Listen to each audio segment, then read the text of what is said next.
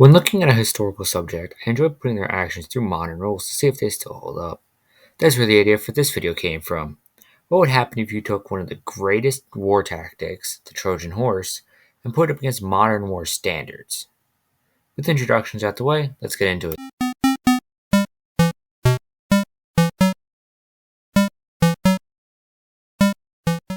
To start off, what exactly is a war crime? A war crime, as described by the Metropolitan Police, is stating as being core international crimes.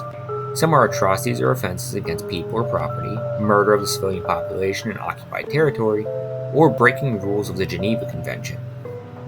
With that, a basic rundown of the Trojan horse is that the Greeks are laying a long siege on Troy near the end of the 10-year Trojan War. The Greeks had a large hollow wooden horse designed by a man named Ephesus, so they could pretend to desert the war and give the Trojans a peace offering to end the war. From there we know how it goes. The Greeks emerge from the horse in the middle of the night like a nightmarish jack-in-the-box and massacre everyone in Troy. Now the massacre itself was a war crime since multiple innocents were killed, and also many buildings were burned. But one of the victims was the infant son of the leader of Troy, Astyanax, as told by the Odyssey. So far the Greeks are betting 0 for 1 on vouching for this act as just being strategic. Speaking of the infant son, in Article 24 of the Geneva Convention, it states the parties to the conflict shall take the necessary measures to ensure their children under 15 who are orphaned or are separated from their families as a result of the war are not left to their own resources, and that their maintenance, the exercise of their religion, and their education are facilitated in all circumstances.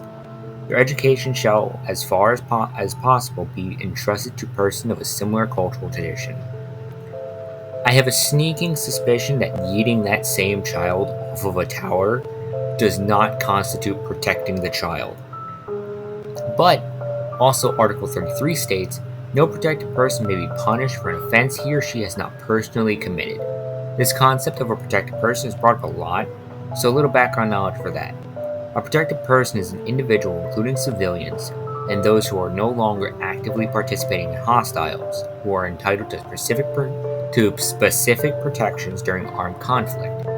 The driving factor for Odysseus killing the infant was to prevent the child from becoming a soldier and taking revenge on the Greeks.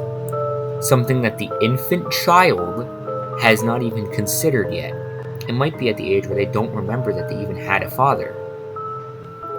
I bring this up since childhood amnesia takes effect at around age 3. Therefore, the child would not remember anything, so if the father is not present, or any other family member for that matter, I wouldn't have any idea that he even had a family. That is war crime number 3 for the Greeks, but it gets worse.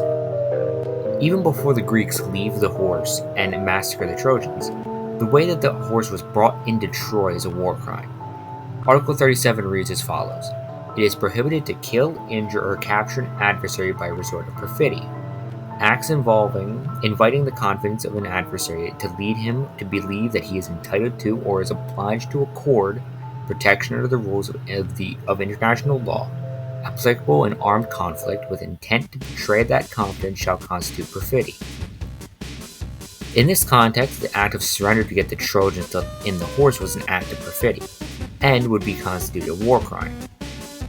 That bumps the total number of war crimes up to 4. So in the end, would the Trojan horse fly in the modern world? No, absolutely not. From the way it entered the city and the events that followed, it would get everyone associated convicted of various war crimes. But in the end, that's why history is written by the victor.